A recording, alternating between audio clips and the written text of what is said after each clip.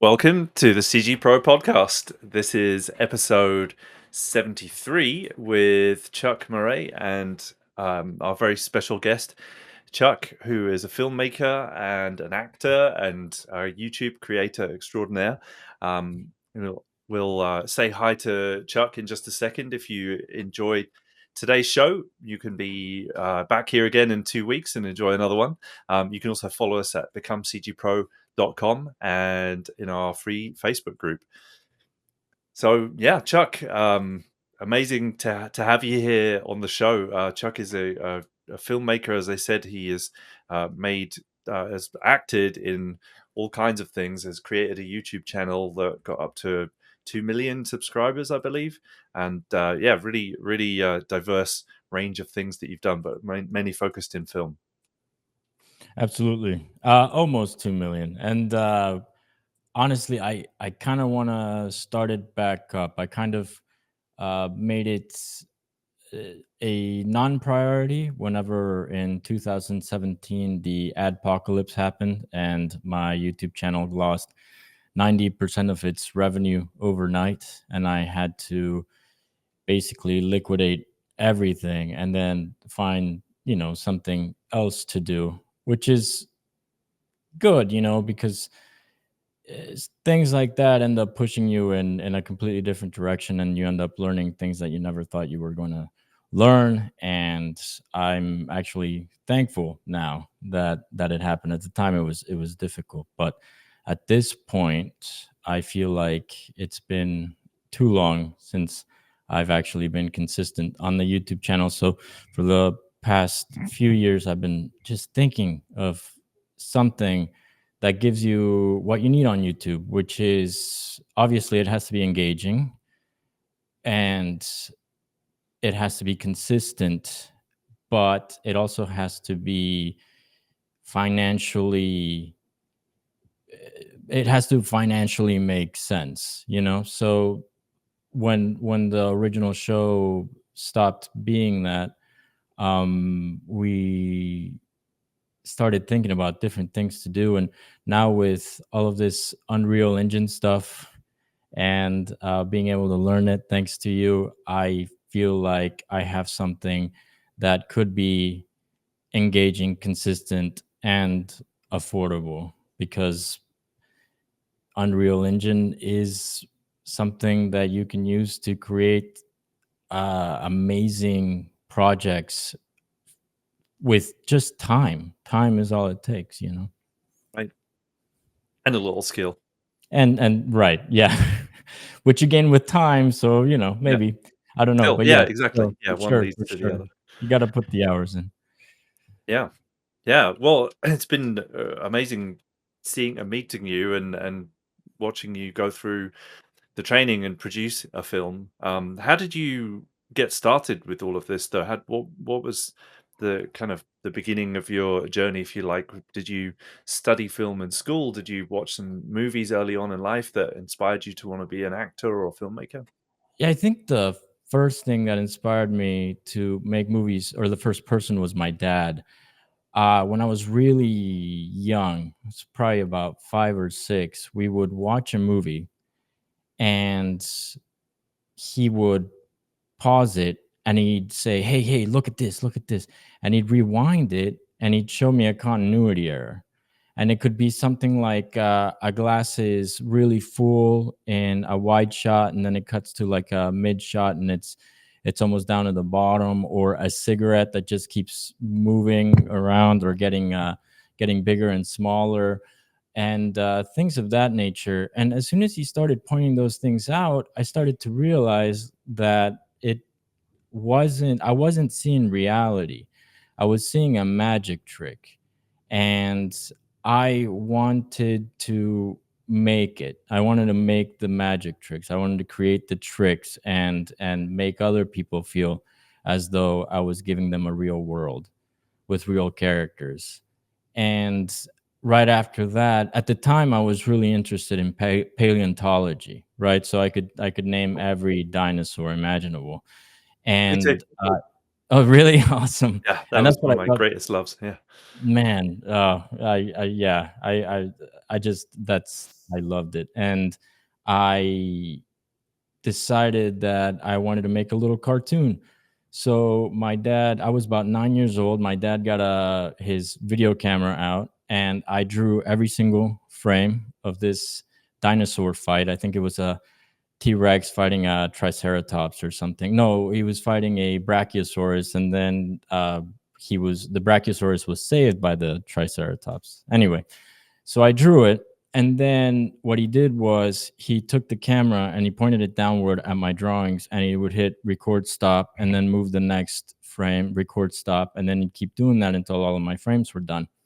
And then we'd play it on the TV, but the camera is so old that it would be it would take too long to play. So then he'd hit fast forward, and then we'd be able to see the animation. And I remember even at that young age, I was sort of upset by the fact that in order to watch my little cartoon, you had to see the lines, the fast forward lines. So I was never able to really experience what I wanted to. And that was my first moment of just wanting to make something better, or even being limited by technology, and wishing that there were a better way. But then when I was 10, we moved to Arkansas, where we lived in Mexico originally. I'm originally from Mexico. I lived in a town called Cuernavaca, Morelos, which is about an hour away from Mexico City. And my dad decided that he didn't like being a lawyer and he wanted to do something else. And my grandma was living in Arkansas at the time, and she told us about all these opportunities, told my parents about it. And my dad decided that he could be a teacher, he could teach. He's always wanted to do that. So we left and we moved to Arkansas when I was 10. And around the time that I was 14, my dad got me involved with the cable access uh, channel, the local cable access television channel. And I started doing all the classes and running equipment, and then producing my own little short films. And at around that time, maybe it was a little bit before that, Jurassic Park came out, and I had to watch it. I had to watch it because I love dinosaurs. But then when I saw Jurassic Park, I realized that paleontologists are just, they're digging up bones. And as fun as that is, I actually wanted to experience the threat of a dinosaur.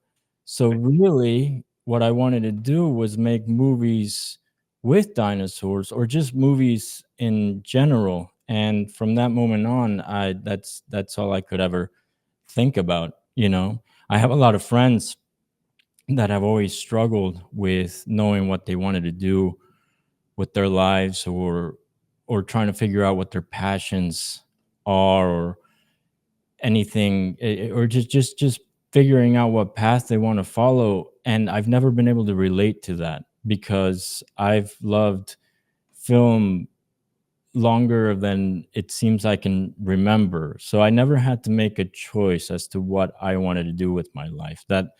That happened very early for me, and I've been working toward that every moment since.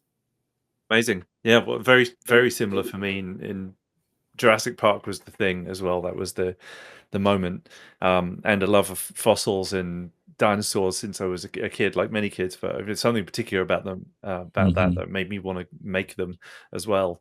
Especially seeing that it was possible, and watching Steve Williams documentary about the making of it back in the day was really interesting. I was watching that in the last couple of days, just seeing how it being born, the process and being invented. But yeah, very very very cool. Can you? Well, firstly, do you have a favorite dinosaur?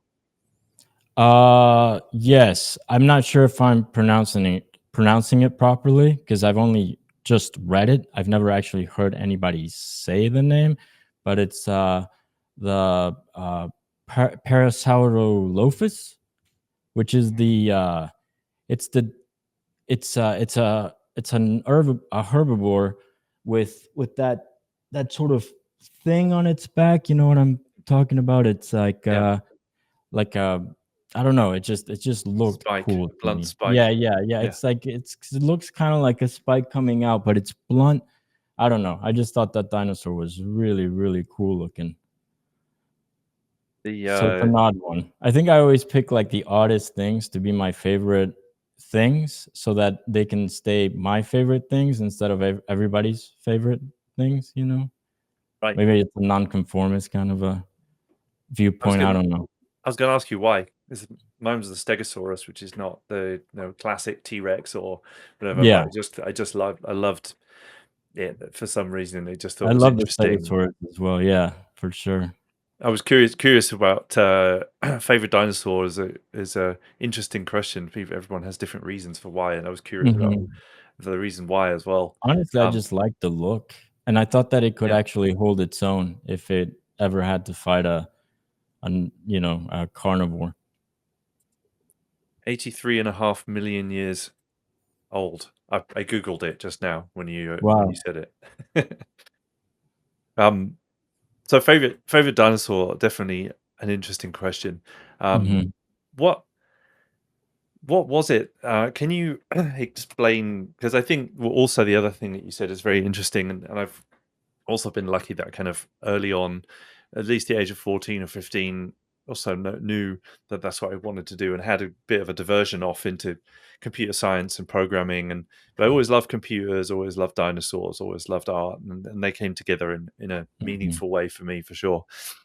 I'm curious a bit if you know, like, was there a moment when you realized, was it that moment when you were kind of seeing the illusion and seeing it kind of fall apart, or was it, could you explain it as a feeling, particularly in the direction of knowing that you wanted to do that with for a living, or for the rest of your life? Because I think this, it's easy to think of things that you enjoy and also not really have the confidence or faith or whatever that you could actually pursue those things. Was there a feeling that you got? Yeah, absolutely, and it was ineffable. I can't really, articulate it. It was just this moment of absolute clarity where I realized that's what I want to do, and not only that's what I want to do, but that's what I'm going to do, you know? And I've pursued it regardless of any challenges or failures. I don't think I can quit. I don't think it's possible. For a while, my dad wanted me to have a backup plan because I was in the middle of producing my first feature film, which I did in my early 20s, and I maxed out all of my credit cards, and it was taking forever to make, and I was running into a lot of issues, and I was kind of depressed at the time. And I think my dad was sort of my both my parents were sort of just they felt for me, and they were worried about me. So my dad wanted me to have some kind of a backup plan. And I remember telling him, well, that's why I have music. And then of course my dad just face palms, because for me it's always been art. I think the reason I love film so much is because I love art so much. I love painting, I love music, I love anything that has to do with art, and I felt that film was the only medium that allowed you to do all of it, because it's a combination of every single art that there is, from sculpting to performing to you name it, you name the art, it's in film. And I think with my ADHD, it was very difficult for me to really focus on one thing and do it for a very long time.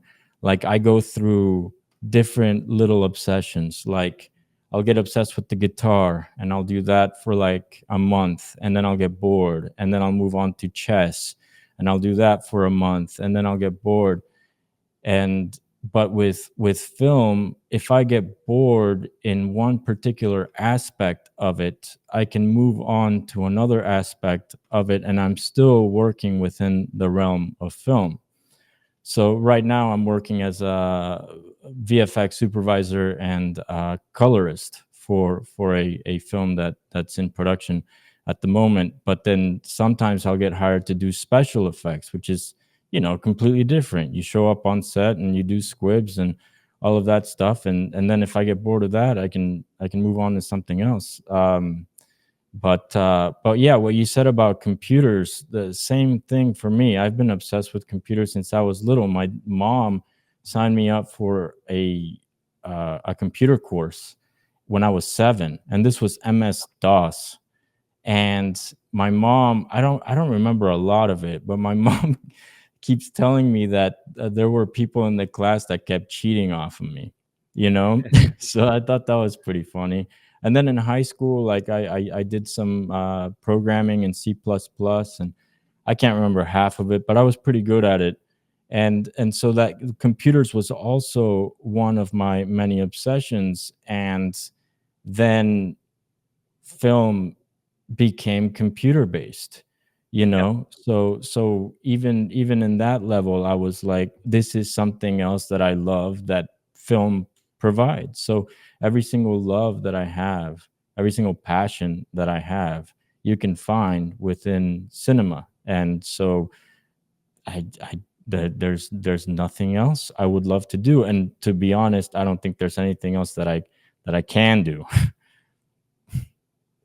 Well, I don't know about that. I'm sure there is, but like it's very interesting to hear you talking about your drive and determination and clarity, because I think I've always said that the hard part is figuring out what you want to do. And similar for me, I was lucky. I figured it out. I had a couple of weird turns ending up as a computer programmer. It was not really what I wanted to do when I was a kid, but in some ways it was. I don't know. I feel for me, I've always pursued things that I love as well, and had similar kind of parental head palm, face palm kind of reaction, of like, I don't know, is that a real job? Not many people Mhm. succeed at that type of thing. And it's in some ways not a sensible thing to pursue, but something that plenty of people do and make money from and are able to make a living from. And you have a good following, I can tell, because we're starting to see some comments coming in from people that you've clearly inspired over the years by pursuing this. Some people saying that they followed you going back quite a long way, and as through all the changes on YouTube, and just um, giving you some high fives here, just so you know, there's some friends here, and people who have feel free to ask questions as well to anyone who is watching. This is live, so do feel free to ask questions if you would like to. Thank um, you. Yeah, no, and it's really cool. I still get messages here and there, and they're always positive, and they make me feel pretty old, to be honest. Because, well, the last message I got is something like, "Hey Chuck, I love you. I love your channel. I can't wait for you to make more content. I used to watch it back when I was 9. I'm 21 now." right. And at the time when I was making the channel, I thought, this might be something like that, because I knew young people were watching the show. And I remember all of the things that I watched when I was a little kid, like, Rocco's Modern Life, or, things on Nickelodeon. I'm from that generation. And at the time, I thought, hey, maybe Zombie Go Boom will be something that kids will remember fondly, and it'll remind them of their childhood. And I was right on, because I'm getting messages like that. So it's great. But it does make me feel a little bit old. I did a movie with Stephen Yee, who is famous for his YouTube channel. He's a huge YouTuber, and he does the emotional damage thing that my daughter just absolutely loves. Anyway, so I did a movie with him, and we were talking about YouTube, And I told him about my channel. And he recognized it, and he said, "Oh my gosh, you're an OG." And it was a great compliment. Obviously, to me, OGs are like Freddie Wong and Rhett and Link and everything. But yeah, I've been on the YouTube scene for a very long time now. People are And asking you to come back. Somebody just oh, I would posted love saying, to. "Come back, I would, please." yeah, I would love to. I think what I really want to do moving forward, because if you don't do something, especially if you have to do something consistently, if you don't do something that you're actually passionate about and enjoy doing, then it becomes a job, and it's not fun, and you do it less. Like when I worked television, I made commercials and promotions. For the most part, I didn't enjoy the work that I was doing. So then I would come home realizing that when my work was my hobby, and I didn't want to do my hobby anymore. So I Yeah. had to move away from that. And that's when I went to YouTube. And then when YouTube, became that, and then obviously just failed because of the apocalypse, I went to acting, and then eventually I went back to television. But during that time was when The Mandalorian came out, and I was doing the same thing where I was making the same thing over and over again. I didn't feel right about it. But then I saw, Unreal Engine and the capabilities of being able to use that to make all of the stories that I never thought that I could make unless some, angel from above came down with $1 million, which is never going to happen. And so that gave me this possibility. And then after that, and getting cast in a few movies, I decided to quit my television job again and just really pursue it.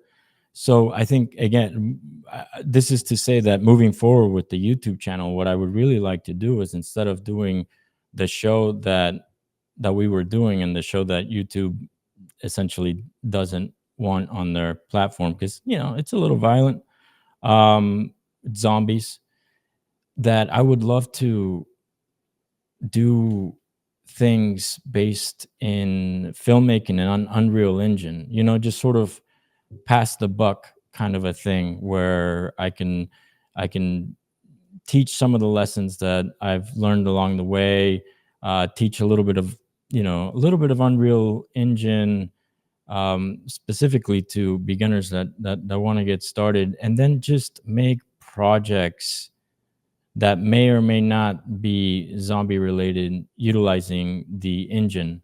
Because one, I'm making content that I think the my viewers will like, and content that I'm passionate about, and also it would help me put in the reps, Yeah. because that's how you get better at something. Repetition is the mother of skill. And anytime that I get a chance to do anything in Unreal Engine, paid or not, I'll generally take it, especially if it's with a good team, like the VR Dolphin thing that we did together, because I get to put in the reps, and I get to learn, and I get to get better. It's not about the money, it's about investing in yourself, and being able to use what you learn to make what you want later and faster. Right. So I don't know. I'm hoping to come back. I really want to come back. Part of me is, it's a little ambivalent, because I don't want to let anybody down. And I know that the content that I would be able to put up would be vastly different than what they are used to. But I feel like if I can be consistent, and I can make sure that the content is good, and I'm passionate in the making, that they'll respond well. At least that's my hope. Well, it seems like your audience is keen on it. We're seeing comments coming in, this being a live broadcasted podcast and all, from somebody who's now, unfortunately, name I cannot pronounce, but he says, "We all want you back, but we want you to do what you enjoy." Nah, man, I appreciate that. I Thank you so much. That means a lot. Really I does. I think I think you're right in that you have to do something you enjoy because that's what you're going to put the hours in on, and people can feel it. You know, people can tell that you're doing something that you're putting love into, as they can with cooking. People cook with love. People make films with love as well. You can, if you put that into it, people can tell. It was a Hmm. great pleasure working with you on the VR Dolphin project, which to anyone out there that doesn't know was a meditation experience made for the Quest 3, and we made something with a popular meditation teacher who works with Google and the mayor of New York, and it actually ended up on a billboard in Times Square and being at these incredible events with people who are kind of some of the forgotten people who've been incarcerated, or people who are elderly, some of those communities, and a thing which was built with love for sure and intended to help people. And Chuck was instrumental on that project. Thank you. I appreciate that. It was definitely a fun experience, and it was a learning experience. And I have a fly hanging out here. Speaking of my dad, he taught me how to catch a fly. I don't know if I can do it. I might hit the microphone, but maybe I You get it? got it. Ah. Okay. Wow. Hopefully it doesn't bother me anymore. So Sorry about that. anybody listening, I saw what Chuck did to catch the fly. If anyone's listening to the recorded version, it seems like you put your hand above the fly Yeah. and then So what you push it do down. is you look at the fly and you make sure that you put your hand behind it so that it Mm, can't see you. And then instead of trying to catch the fly, you you move your hand on top and across the fly. So the fly will see you at the last second, fly up, and it'll fly right into your hand. So you're not actually going for the fly, you're going for where the fly is going to be. right, that's interesting. I forget the athlete that talked about looking for where the ball is going rather than Yeah, where it is. Same, exactly. It's like yeah, same making deal. these calculations. I mean, not as much with a fly because it can only go a certain way, you know. Yeah. Professional athletes, they're geniuses at that. Is there any part of that that relates to what you're now doing with computer graphics and seeing where, you mentioned The Mandalorian being a kind of an experimental film or TV project, Mhm. if you like, and seeing that and seeing where that was going. Yeah. How did that speak to you? Oh man, it just gave me possibilities, you know. It gave me a way to do to make all of the ideas in my head that I thought I was going to have to wait a very long time to make. It gave me a it allowed me to see it as it's on me. I can make this happen. I don't have to wait on other people. I don't have to wait on opportunities. I can create my own because the technology exists. And if I am willing to put in the time and effort to learn this technology, then it's no longer a waiting game. It's no longer asking people for favors. I become completely responsible for whether or not I can make these ideas that I've had since I was a kid into something tangible, something real. And yeah, and actually, with Zombie Go Boom with the channel, it was weird. I was messing around with AI. This was probably about a week and a half ago, and I had this AI help me write a script for something that I've always wanted to do, which was like best and worst weapons during a zombie apocalypse. And it did the audio pretty well, but the video, it was trying to find stock footage and putting it in, and it was doing a terrible job. And but I liked the audio, and I liked what it was kind of doing with the script. So I worked with it for, I don't know, another 3 to 4 hours, and I wrote lines, and then it wrote lines. Anyway, it iterated, and we were able to, I say we like it's a person, but I don't know, maybe. Anyway, so I was writing, it was writing, and we came up with a really, really cool script. And then but the voiceover guy just sounded very robotic, especially in certain phrases. So I kept trying to get the AI to change the voice, and it finally came to land on a, what I can only describe as a very proper or uh, British man, older British man. And when he was talking, I I visualized somebody who looked like Sigmund Freud or something. So the idea originally when I was doing this was like, maybe I can make a video that they'll enjoy. So I'm gonna take this audio and I'm gonna put music to it, and then I'm gonna take shots from different episodes of Zombie Go Boom as B-roll, and then I'm gonna make this video. But then when I heard this British person's voice, I I've imagined him in my head. And then I thought, okay, so what if I make this guy using MetaHuman, and then I get assets for his environment and assets for props for the things that that he's talking about. And then I just make it like it's an informative video hosted by this character. And so the idea was to do the and I haven't gotten to it, but I want to do the performance capture myself. So lip sync to the voice that the AI created, then taking that performance to the metahuman that I've already made, and then putting that metahuman into the environment that I've already found, and then cut to my other props as B-roll. And then even if it's just kind of like this talking head video, it's still really engaging in my viewpoint, just because of the fact that it's virtual. There's something to be said about just the aesthetic value of creating something specifically in Unreal Engine. There's something that and maybe it's just because the technology is relatively new, but it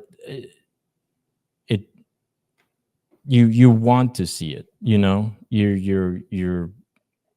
engaged by it. If I just cast a person that looked like this guy, and then I shot it for real, it probably wouldn't be as engaging. So I don't know. That might be the next video that I make and put up on Zombie Go Boom, and that would be a fun one because I would get to practice some things that I've been wanting to practice, and it is about zombies. So the people that follow the channel for that reason will get what they want, and it's kind of a launching point into this sort of unreal conversation that I want to have with them. Tell us about that, because mentioned being inspired by The Mandalorian, and somehow you found CG Pro, and Yeah, that's how we met, and you came to study with us. Can you tell me a little bit about that experience? sure. So at the way that I came across CG Pro is because I started seeing it on Facebook. I started getting some advertisements, and so kudos on finding me that way. That's difficult to do. But basically, at the time, I was going one tutorial after another on YouTube, just trying to make this short film that I wrote. Because when I saw The Mandalorian, the first thing I did when I got to my desk at my TV job, I probably shouldn't admit this, but it was a slow day and I was done with all my work.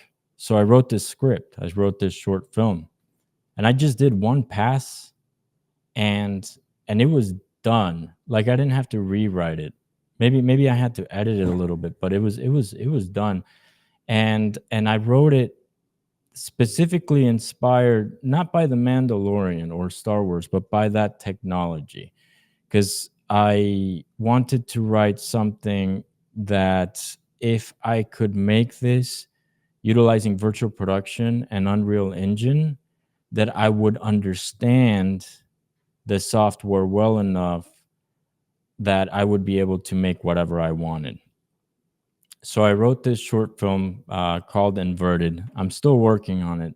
It's slow going, it's very complicated. But I was working on it uh, basically 8 hours a day. I had a crazy deadline where I had to get at least a portion of it done. And I came across an ad for CG Pro, and I thought that maybe I wasn't learning Unreal Engine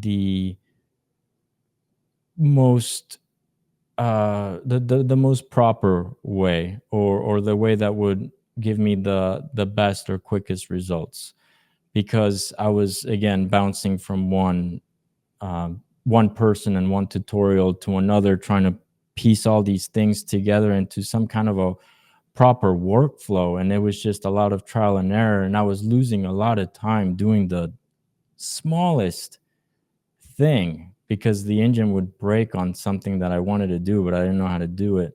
And then going through tutorials just to find that one little nugget of gold. Anyway, it was not fun.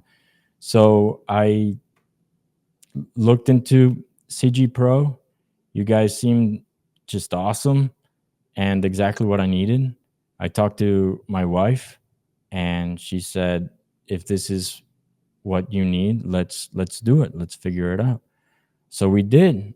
And then, it I I can't be more thankful that I decided to invest in myself by doing the course with you guys, because I learned proper workflow.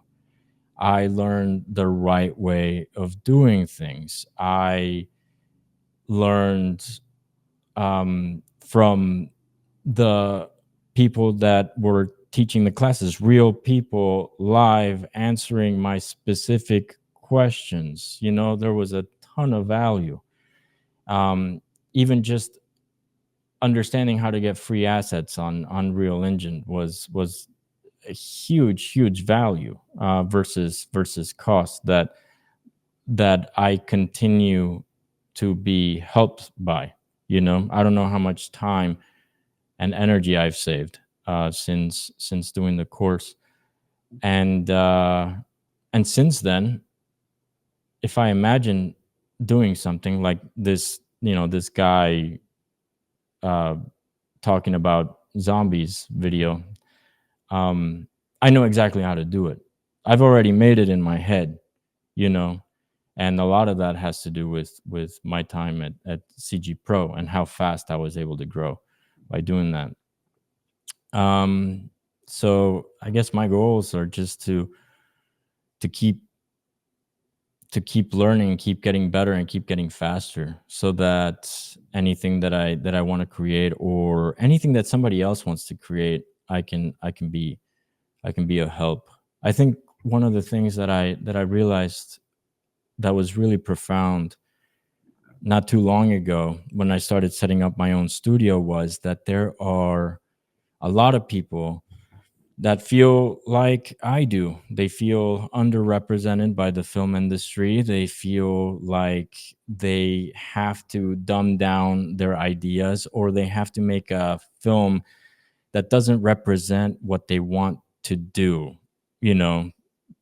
And they have to make this little film about a guy in an apartment, depressed, or whatever it is that they don't want to make, as a stepping stone in order to get the funding to be able to make that fantasy movie or that science fiction movie that they really, really want to make. And I think not only does this level the playing field for me, but it levels the playing field for them, and nobody has taken them seriously. So, what I've been doing, outside of thinking about starting YouTube up again, is uh, listening to these guys and starting this conversation with these filmmakers, so that somebody takes them seriously and somebody can help them, because at the end of the day, even a little short film that takes place in an apartment with an adequate crew is going to cost between $3,000 and $5,000 or something like that. But for comparable cost, they can come to me and they can make the film that they actually want to make. And at this point, it is a win-win. I don't even have to sell it because it's so obvious, that this is the direction that they should go. It was obvious to me, and selling myself in that way, it's like it's the first time I think in my life in which it's been easy to do that, to sell. Usually I'll feel pretty slimy doing that. But I Yep. believe in this so much, and I believe in what it can create, not only for myself but others, so much that it's easy to try to sell this idea to somebody, you know? I don't have to fake anything. It's all real, and it's all and I'm all in. Fantastic. Yeah, the passion is clear. I feel the same way too. I never wanted to become a salesperson. In fact, quite the opposite. Mhm, And I found it, basically being the salesperson at CG Pro in the early days, anyway. That it is just you're talking about something that you love doing, and if it can help people, and not trying to persuade somebody to do something that's not right for them. No, I don't believe in that either. But if you're passionate about something and you believe you can help somebody else, then you'll do that all day long. I think, as you said, there's a lot of people out there who want to create things and have always felt this is what I feel this personally, this moment in time represents is, how cameras used to be something that were really inaccessible and nobody had mhm, them, nobody could do that. And then how stills cameras initially, and then video cameras, and then a couple of companies created some early affordable video camera products that many people could use and edit, and then people could make their own films. But visual effects was very inaccessible, and I was starting in visual effects. You could only do it if you had $1 million really for the equipment, just the equipment, mhm, let alone all of the other things that go around the equipment, the pipeline and the people and all of those kinds of things. It was really, really inaccessible. And I I remember clearly Maya being a $50,000 or so license just for the mhm, software. Like the machine it could mhm, only run on was extremely expensive. So to me, this moment, and I think what you're describing is giving people access to digital visual effects in a kind of profound way. And if you add maybe what we're seeing in machine learning and AI on top of that, and maybe as an extension, to me, it's not a replacement, but an extension of digital filmmaking, and an empowerment, if you like. Obviously, a big moral debate going on, and we're waiting to see it appear in a practical and useful way. But the stuff that we are talking about, the real time graphics, visual effects, Unreal Engine, especially it being free for most people, still, um, is giving people access to that. Do you see it in a sort of similar way? Yeah, no, I think you nailed it. It's leveling it again. It's leveling the playing field. There's nothing stopping anyone from creating the film that they want to make outside of their own effort, and that's exciting. And then, as far as the conversation with AI, I think it's like anything else. You use it as a tool. It's not an end all be all, create this thing for me. It's how can I use AI to do the grunt work so that I can focus my effort on the creative side, the side that a machine cannot do, or cannot do well.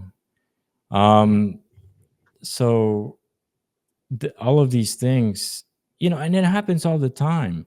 I mean, when cameras came out, what did painters think? you know when the motion picture camera came out, what did the theater community think. When I was there when George Lucas decided that digital cinema was the thing, and I remember what people thought at the time. They were not happy about Yeah, it. And so every time there's this new iteration that allows more people to be able to use it, it scares the gatekeepers, and the gatekeepers should actually just realize, okay, this is out there, we need to use it just as well as they do, and then we also need to come up with the next iteration of this thing so that we can keep moving forward, so that they follow us instead of being threatened.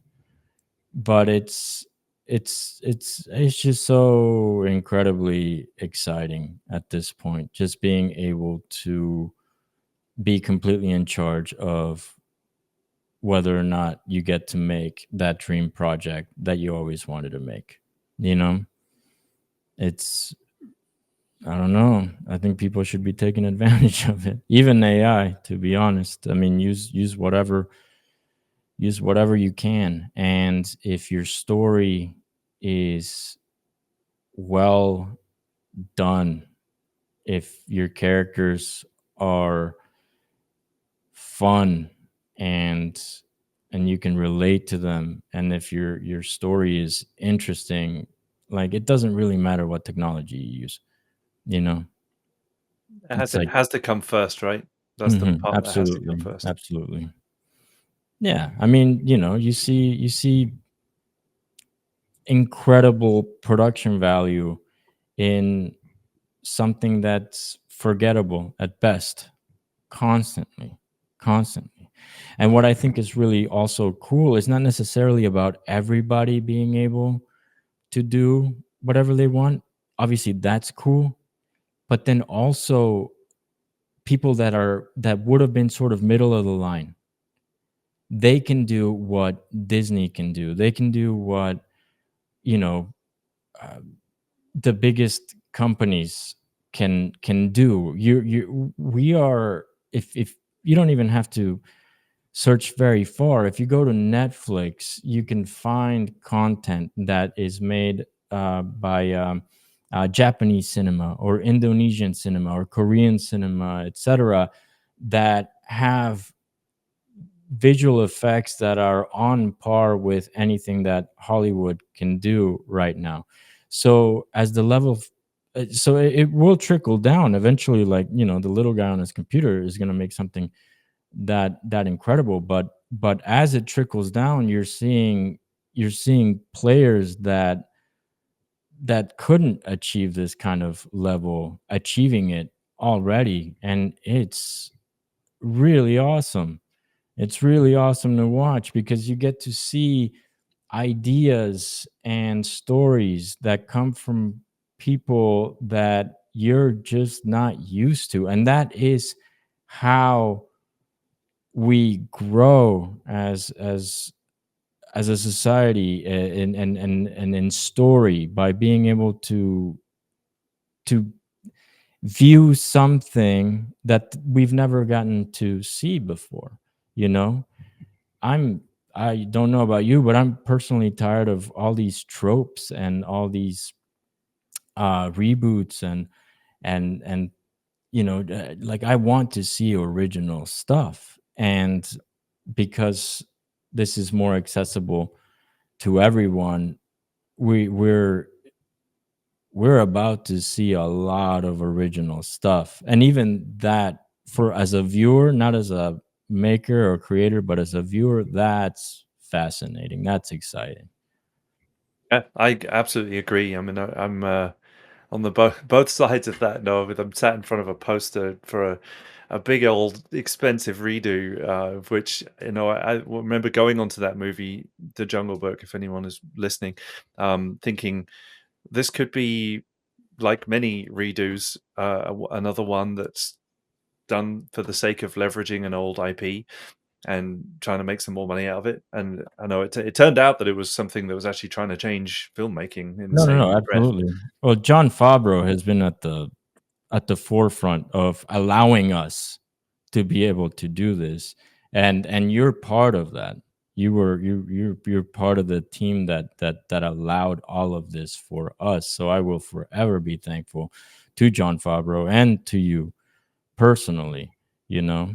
And just for the record, and I'm guessing Andy Serkis isn't listening, but I enjoyed Jungle Book a lot more than Mowgli, because Mowgli had a scene that I believe has been changed now Mhm. that broke me for 2 weeks straight. And I'm pretty sure if you've seen it, you know what scene I'm talking about. But like, my daughter, I thought she was gonna watch the Jungle Book, and she ended up clicking on Mowgli. And man, I should have I should have paid more attention. I could have kept her from seeing that scene, but I didn't.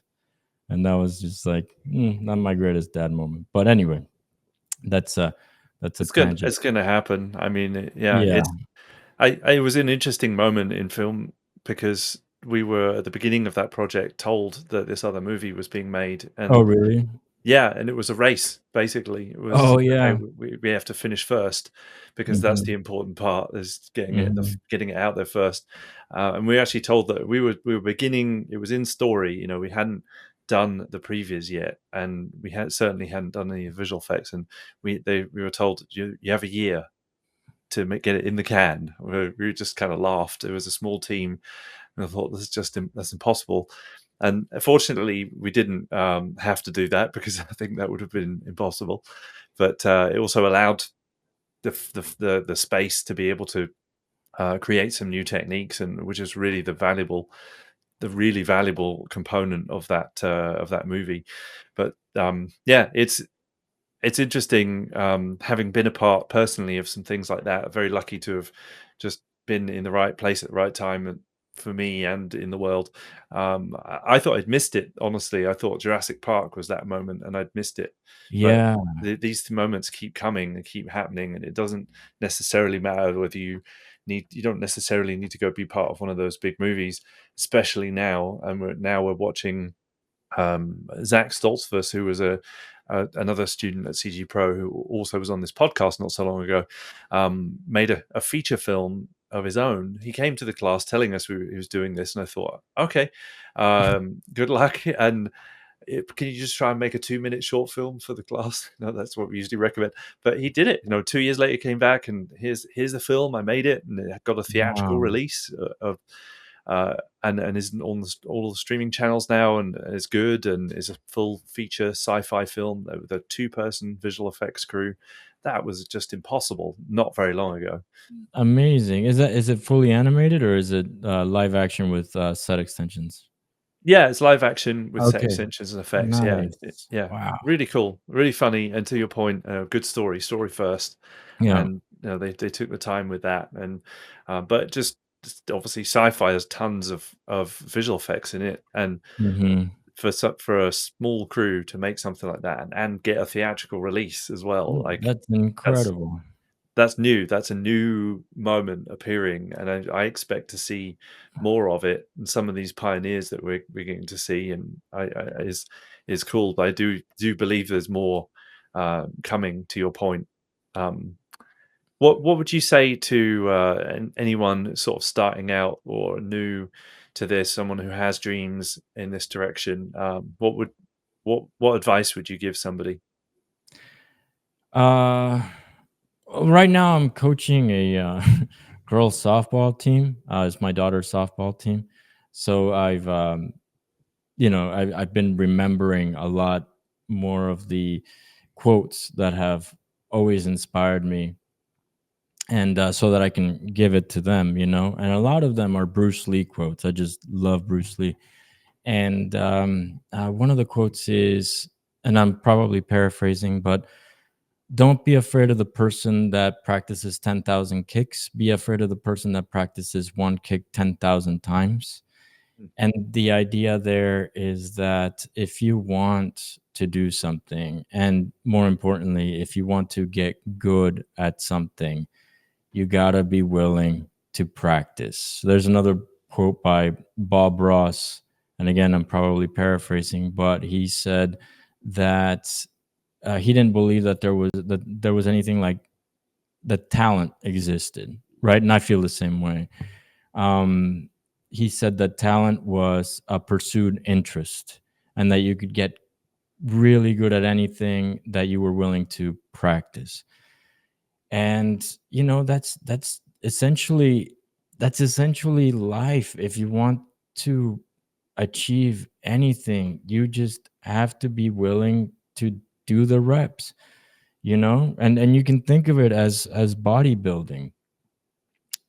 How many times did Arnold Schwarzenegger curl, to get his biceps, and how many iterations of that did he go through? Because he had to have started with very, very light weights and progressively made him heavier and heavier as his body grew. And he was willing to put in all of those repetitions and do them in the right way so that he got good repetitions out of it.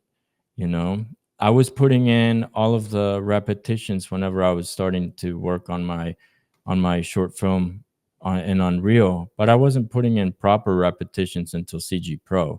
And even though I was growing, I grew a lot faster with doing it the proper way. So so you, I mean, that's really all it takes. You get what you put into it, and you can't blame people. You can't. There's Sylvester Stallone right there. One of my favorite monologues is from, I think, Rocky Balboa, where he's like, one of the this huge monologue that I love. I have memorized, but there's one part of the monologue where he says, "You can't be pointing fingers saying you ain't where you want to be because of him or her of nobody. Cowards do that, and that ain't you. You're better than that." And that's the idea. Even if things that happen in your life aren't your fault, they're still your responsibility. Because if you point fingers and you say it's because of this or that or the other thing, then you have no power to fix it. But if you point the finger back at you, even if it wasn't your fault, but you take responsibility, then you have the permission to fix it, you know and and so if you can take responsibility for yourself and put in the reps and have a clear vision of what you want to make, I mean, that's it. You can do it. You can do it. Just don't quit. Thank you for sharing that. I got chills like 4 times when you were speaking just then, because I believe in what you're saying so much. The etymology, the meaning of words is really interesting to me as well. And the sort of Hmm. word responsibility, often people think of that as being that I have to do this, or I'm supposed to do this, I'm meant to do this. Really broken down, it means the ability to respond, and that is exactly what you expressed. That you can have agency in something, you can act, you can have the effect that you want to. You have the power to be able to create your destiny, your future, your dreams, the project that you care about, your next step. And yeah, it's yeah, really amazing to hear you speaking about it. To um, clearly a lot of your fans who have appeared here and are have been inspired by what you've done over the years, and maybe some new people and a new audience. I think you've got a lot of encouragement here to continue to do what you're doing and are drawn towards, in the CG realm, in making whatever it comes next, the zombie meta zombie go boom or whatever it is. Yeah. um, I'm excited to see it, but having had the pleasure of working with you now as well on the Dolphin project, as well as being a part of creating the space at CG Pro to be able to to help people grow. That's what I love to do. Is what I care about. Um, I can tell that what you're a true artist, and you care, and you you do what is right, and you follow what you're drawn towards. And I think a lot of people get distracted and follow things that they feel like they should be doing, or what's popular, or those kinds of things. But I can tell with you, it's what you're really feeling drawn towards. Yeah, no, absolutely. I think it was not to go quote crazy, but Jim Carrey said that his dad, I believe his dad worked as an accountant, and he was a very funny guy. But instead of going after comedy, he decided to work as an accountant to provide for his family. And then years and years later, he was fired. So then at that point, Jim Carrey realized that you could fail at something that you didn't want to do. So why not fail at something that you actually want to do? And then, for me, just realize that failure is better than success. I've won I love awards that. and I didn't learn anything from them. I didn't learn anything from winning those awards. I learned everything from all of those moments where I messed up and I had to figure out how to fix it. And it's because of those moments that somebody eventually gave me an award. But that award didn't help me at all, except for the fact that I can look at it. And I like looking at it. Now, don't get me wrong; it Right. feels good, but that's not success. Is not it? Success does not come without failure, and in actuality, failure is success. You know, and the only real failure is not showing up and giving up. That's actual failure. But as long as you're trying, even if it doesn't go your way, you just found out another thing that doesn't work. And that is success. That is already a step in the right direction, you know? Just don't do that again. Do another thing. See if that works. I love that. I love how you're talking about the fact that I'm gonna do my best to remember that success, that failure is success. I think there's a wonderful way of expressing that idea that really you can't grow without getting something wrong, and hopefully not repeatedly, but you have to repeat something over and over again to get good at it. But you have to get it wrong and get it wrong and get it wrong. You have to get it wrong as many times as possible. Like I compare a lot of things to dating, and for me that is that entirely. You have to get a lot of things wrong in that area before you can get something right. And It's sometimes that's the only way to find out what it is that you actually want right. is when things don't go your way. You're like, "Oh, well, did I even want to go in that direction?" Or I don't know. It's yeah, you learn you gotta want it too. Like not want the destination. You gotta want the failure. Every time you fail, you have to love it. If you get that comfortable with failure, if you get so comfortable with failure that you enjoy failing because you learn something new, like really become a lifelong learner, I mean, y- you'll never feel like a failure again. Right. Because it's not failure, right? It's Mm-mm. success. You've got to It's the learn path. something, Yeah. and the process is the thing to fall in love with. The destination, the award, the movie release, the whatever is not the thing to fall in love with, because those No, are so fleeting. yeah, every once in a while, and I don't want to be negative, but in this industry, like it happens. You end up working with people who join this industry because they want the the red carpet. They want the step and repeat. They want the event. I have social anxiety, honestly. So I don't enjoy any of the events. I don't want to go. That's like a thing that that would keep me from wanting to do it. But it was also a challenge. Just that's why I became an actor. Besides the fact that I actually enjoy the work, it was to push myself to get past something, get past the limitation, so that I can, when I die, I can think that I was somebody who did not limit themselves. I was somebody who didn't let anybody tell them that I didn't have what it took to do this or that, and that I didn't tell myself that I couldn't do this or do that. But the point is that I work and I choose to work and I want to work with people who are in it for the right reasons. And the right reason when it comes to at least this work is, I think, to tell incredible stories that touch people in an emotional way. And if you do that, people will notice. You make something that does that, you'll get all the success you want. And I hope to be able to do that someday. Like really do that someday. That's my goal, you know. I think you've been doing it for a while.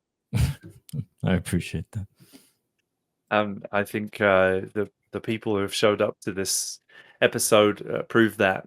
There's some people who are expressing not having been in the conversation with you for years, but I still remember how your work has affected them, and I think that's what Maya Angelou talked about. With that, I forget the exact quote, but something like, "People don't remember what you said or did, but they do remember how you made them feel." And I think in that, um, the way that you approach things, having got to work with you as well directly recently, I can tell that, and I like how you challenge yourself and how you push yourself and how your desire for growth. But it's not just for you; it's for the extension and how that can then go on and affect others as well.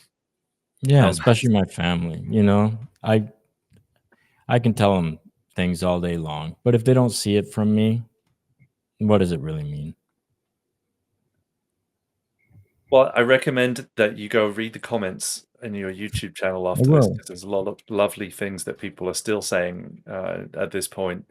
Um, this has honestly been one of my favorite podcast episodes that I've done so far. I've thoroughly enjoyed this conversation, and I really love the how this has become such a human conversation about striving for being the best of ourselves. And the computer graphics is a great vehicle for that, but and filmmaking and acting and various pursuits. But really, the message is kind of universal. As we wrap, is there anything else that you would like to share with people? Anything maybe that you're working on? Any places people can find out what you're up to? Uh yeah, no, there's my YouTube channel. Hopefully I'll have more stuff on there. youtube.com/zombiegoboomtv. If you want to look at my film work, it's imdb.me/Chuck Murray. And I think all I wanted to say was hi guys. I miss you. I really do. I really do. I mean that. And I hope that I can create something that you're proud of and that you can connect to soon. I'm really trying to make that a priority with balancing everything else, which is tough, but not impossible. Well, it sounds like they miss you too. So, and I look forward to seeing what you do next. I know that we'll keep in touch. Yeah, it's been an absolute pleasure to have you on the podcast today. Thank you so much for taking the time, and Thank I you. really appreciate it. Thank you. I've had a great time. Thank you for all your great questions. This has been great for me. Likewise, and thank you to all of the wonderful people who have showed up today as well. Can tell that many of them are from your YouTube channel. Thank you all for being a part of this today, and I hope that this inspired you. It certainly has me, and yeah, please look out for another episode if you're interested. In 2 weeks, we'll be back with another podcast. We also have our website, becomecgpro.com, if you want to find out more about the school. and our free Facebook group if you want to keep in touch and be a part of our community at CG Pro.